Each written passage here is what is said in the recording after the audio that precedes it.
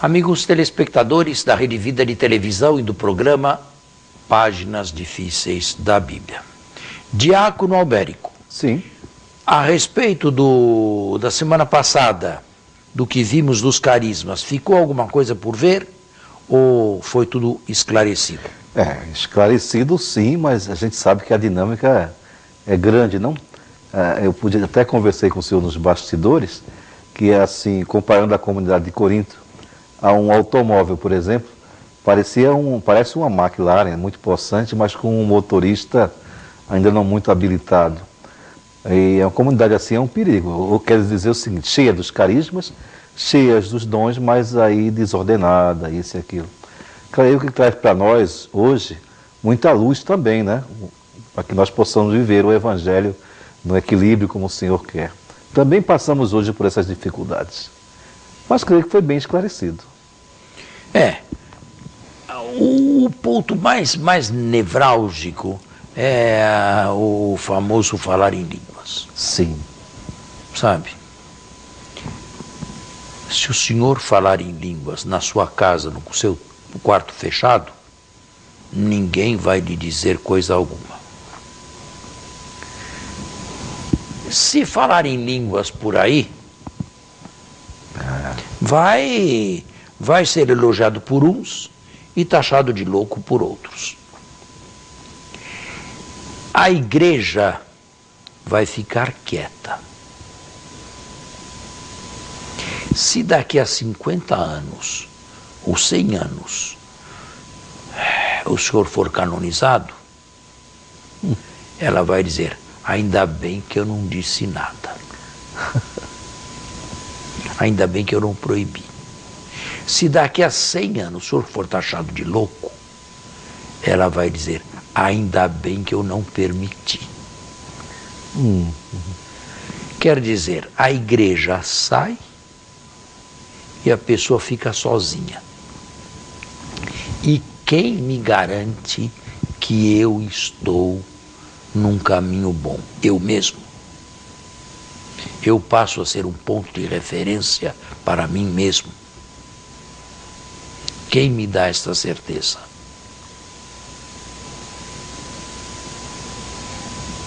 Está vendo o que significa deixar o caminho do capítulo 13 de lado e enveredar-se por caminhos perigosos? E não é só o falar em línguas, é milagreria para baixo e para cima, não é?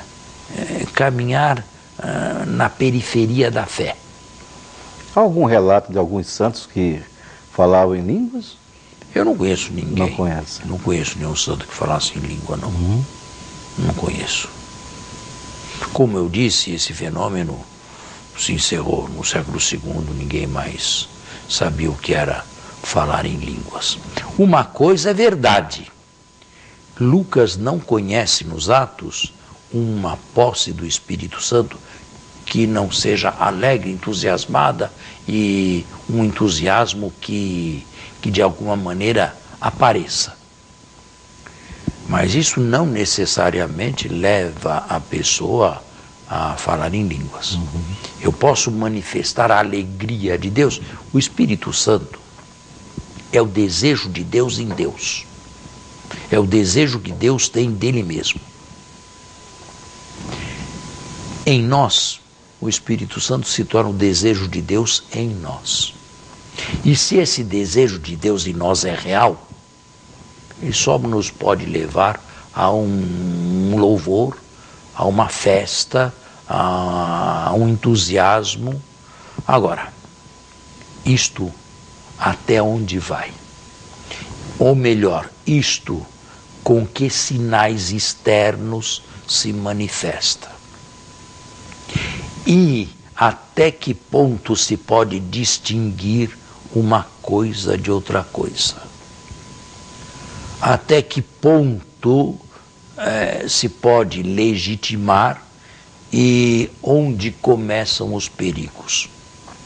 Daí a busca do discernimento. A busca do discernimento dos espíritos e, sobretudo, um guia espiritual. Quem passou por essa dificuldade muito grande foi a comunidade de João.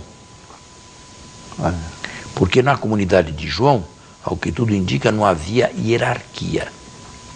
O que se desenvolveu logo nas paulinas ou pós-paulinas. Hierarquia. E lá eram todos irmãos e o Espírito Paráclito falava a partir de todos. Mas os problemas começaram.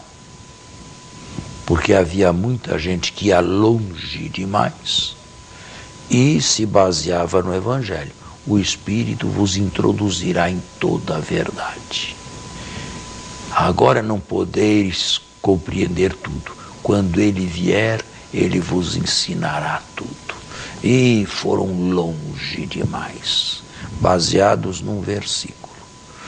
Até romperem com a parte mais segura, mais tradicional da comunidade e se soltarem inteiramente e irem para o gnosticismo, para as manifestações pré-gnósticas do final do século I e do início do século II. E a parte que ficou fiel, o que ouvimos desde o início, o que vimos com nossos olhos, o que apalpamos com nossas mãos, essa parte se juntou às comunidades apostólicas. Mas as comunidades apostólicas se impuseram condição. Primeiro, aceitar o Evangelho de João que traziam com a divindade de Jesus, para a qual já estavam abertos também. Mas a condição vinda das comunidades apostólicas foi que aceitassem a hierarquia. O Espírito fala, mas fala e é determinado e é discernido pela hierarquia. Portanto, e veja o que aconteceu com você sem hierarquia, quando todos se sentem porta-vozes do Espírito. Se perde, não? Se perde nas mais, não é? Porque não há ninguém ali que oriente e que fale alguma coisa e que enderece, ou que calhe, ou que corte, ou que pote. Foi assim que as igrejas, que as comunidades se deram as mãos, trocaram as escrituras entre si e se formou no final do século I, na virada do século, a grande igreja, que mais tarde, 20 anos depois, é chamada a Católica, por Inácio de Antioquia. Tudo isto, sabe, é presença ou ausência de discernimento. Sim, nós temos o mestre interior, e é bem o Evangelho de João, o mestre interior, que é o Espírito Santo. Só que o mestre interior não nos ensina, não nos põe contrariamente aos mestres exteriores. Quanto mais eu possuir o mestre interior, menos eu necessito dos mestres exteriores. Mas nem por isso eu vou contra eles. Simplesmente eu os supero. Ou como diz Santo Agostinho, eu ajo, mas não ajo subjugado pela lei, mas ajo com a lei. Não por força da lei, mas a favor da lei também. Perfeito, perfeito. É o eterno problema do equilíbrio na vida cristã, não é? Isto aqui serve para uma comunidade, isto aqui serve para o indivíduo também. Equilibrar-se na vida cristã. Buscar o equilíbrio não é uma situação fácil. Não é mesmo. Numa comunidade, às vezes uma comunidade está travada, não tem vida, não tem o Espírito Santo. Tudo lá está travado. Outras vezes, uma comunidade é mais desordenada ou desordeira, mas tem o Espírito. Talvez seja melhor um pouco mais de desordem e mais vivacidade do que um travamento total. Mas precisa tomar cuidado também que aquela desordem não se transforme numa total anarquia, onde todos fazem o que querem e todos se apelam para a presença de Deus em si. Interessante. Não é? Algo mais a acrescentar? Não. Será que eles tinham problemas também a respeito da ressurreição de Cristo? Bem, esse é o último problema, é a última pergunta aí. É o capítulo final 15. Da carta, não é? É o capítulo 15. Eu quero entrar nele, mas eu não sei se... Temos pouco tempo, não? Será?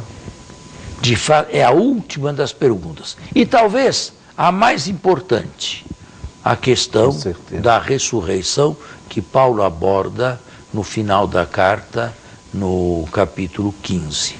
A ressurreição nossa, não própria. Ele começa com a ressurreição de Cristo, mas o que interessa é a nossa ressurreição. Muito bem, então deixemos esse capítulo 15º para o próximo momento, e assim nós temos mais vagar e profundidade para tratá-lo, tá? Perfeito, até mais. Perfeito, até mais. Estamos na segunda parte, agora sim, podemos desenvolver melhor o capítulo de que falava o senhor, o capítulo... Sobre a ressurreição, capítulo 15. 15º, sim. Certo. Bem, não é a primeira vez que Paulo fala da ressurreição. Ele já havia falado isso aqui, no primeiro escrito cristão, que chegou até nós, que é a primeira aos Tessalonicenses. Mas aqui o trata de maneira mais ampla. Em primeiro lugar, é o texto mais antigo a respeito da ressurreição de Cristo e das testemunhas oficiais que o viram. Ele as elenca todas aí. As testemunhas oficiais. Não tem nenhuma mulher, como os evangelhos, porque para ele não eram testemunhas oficiais. Depois que fala da ressurreição de Cristo, aí sim ele entra na questão da ressurreição nossa. Em primeiro lugar, nós ressuscitamos porque Cristo ressuscitou. E Cristo não ressuscitou apenas para si. Cristo ressuscitou para abrir um caminho desta história para a eternidade para todos os que creem nele. Isto é, se crermos em Cristo apenas nesta vida, somos os mais miseráveis de todos os homens. Então seria o caso de usar o provérbio antigo: comamos e bebamos, divirtamo-nos à vontade, e isto aqui é o moto de todos os ateus de todos os tempos. Aproveitemos o máximo deste mundo ou desta vida aqui, sobretudo se temos dinheiro, porque amanhã morreremos. Mas não, Cristo ressuscitou. Mas aí, Paulo tem que tomar um certo cuidado, porque ele está falando a espíritos gregos, não a espíritos palestinenses, que tinham um retroterra ou um pano de fundo platônico ou neoplatônico. O que significa isso? Na cabeça. Seguidores, mais ou menos, da filosofia de Platão. Sim, sim. E não uma antropologia judaica. Isto é, para Platão e para o neoplatonismo do primeiro século, o platonismo médio, o platonismo popular, a alma é que se liberta do corpo. O corpo é uma prisão que a retém até a hora da morte. Em Atenas, ao falar disto, foi ridicularizado. Aqui é preciso tomar cuidado. É preciso mostrar a ressurreição, sim, de tal forma que ela seja aceita mesmo por gente que pense platonicamente. Em primeiro lugar, se trata de um corpo, porque caso contrário não seria ressurreição, seria a imortalidade da alma. Em segundo lugar, se vai ao limite da linguagem e se fala num corpo espiritual. Mas o que é um corpo espiritual? Se é espírito, como pode ser corpóreo? Se é corpo, como pode ser espiritual? Percebe que Paulo está no limite da linguagem humana. Além, ele não pode ir. Por quê? Porque o mundo de Deus supera completamente o nosso mundo atual e as leis que o regem, inclusive as leis físicas. Estas em primeiro lugar. Portanto, e continua de maneira muito feliz, semeia-se um corpo material, mas ressurge um corpo espiritual, um corpo de glória. Como é este corpo de glória? Paulo não sabe, mas ele o compara a uma semente que se lança na terra e a árvore que nasce da semente. De onde é que veio a árvore enorme, vistosa, magnífica, frutuosa ou cheia de frutos? De onde ela veio? Ela veio da semente. Ela estava potencialmente, podemos dizer assim, dentro da semente. Não estava fora da semente. Mas que diferença entre a semente e a sua árvore? E então, que diferença entre o corpo adamítico, o corpo de Adão, que trazemos agora, e o corpo espiritual? Agora temos um corpo de Adão. Somos todos filhos de Adão e sujeitos à sorte de Adão. Isto é, um corpo mortal, porque a carne e o sangue, esta carne e este sangue, carne aqui neste sentido, neste versículo, não tem o lado pejorativo, que normalmente tem, a carne e o sangue não podem herdar a vida eterna, não podem herdar o reino de Deus. Agora somos um corpo animal, mas esse corpo animal, qual semente, será lançado um dia na terra, e não acontecerá que este corpo voltará ao nada. Ele será, a linguagem é simbólica, mas Paulo não tem outro modo de falar a não ser através do símbolo. E nós também não, porque não podemos falar das últimas realidades com a lógica deste mundo, porque as últimas realidades superam enormemente a lógica deste mundo aqui. Então, se planta, se semeia um corpo material, uma semente, e vem um corpo espiritual. Isso, semeia-se a semente e vem a árvore. Assim será a ressurreição. Cada um terá o seu corpo, porém, agora num estado definitivo, não no estado em que foi semeado aqui na terra. Isso faz lembrar o capítulo 12, não? O capítulo 12 de João, Jesus fala do grão de trigo que cai na terra. Só que ali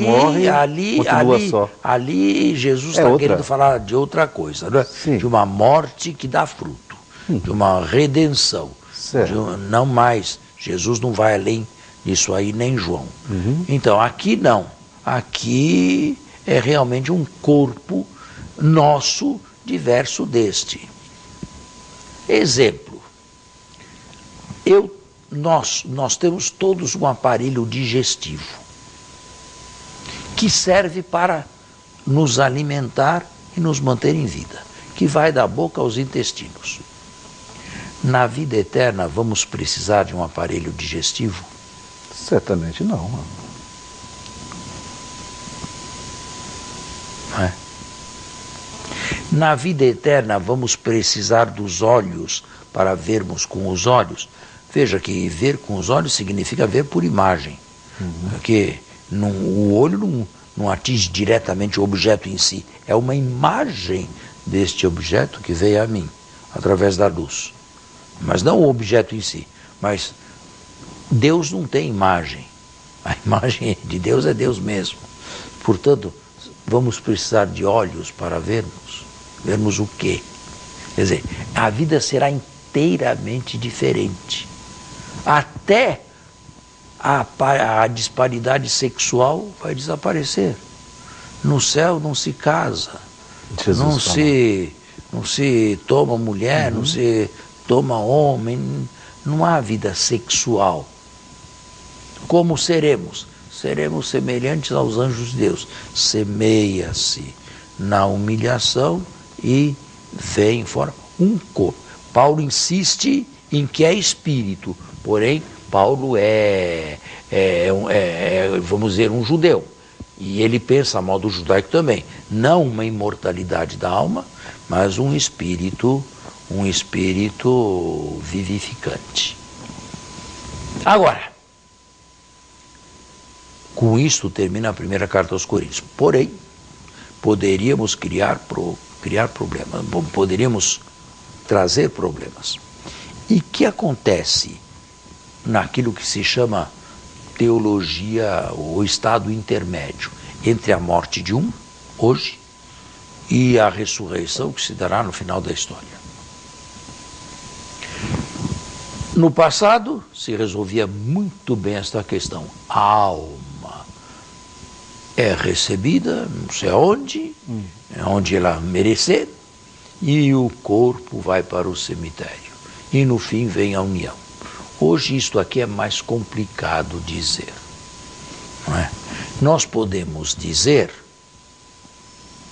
que, bom, em primeiro lugar, para sermos bem honestos, os autores do Novo Testamento não conjugaram imortalidade da alma com ressurreição corpórea. As duas coisas são mencionadas na Bíblia. A imortalidade da alma no livro da sabedoria, Antigo Testamento, o último. Mas não conjugaram bem imortalidade com ressurreição corpórea. Em segundo lugar, nós devemos ter o que a Santa Sé diz no último documento, um instrumentum verbale, um instrumento verbal para transmitir a fé. Então, nós podemos dizer que um núcleo pessoal, que nada impede chamarmos alma, desde que se entenda por alma o núcleo pessoal, a pessoa como tal, o eu não desaparece na morte.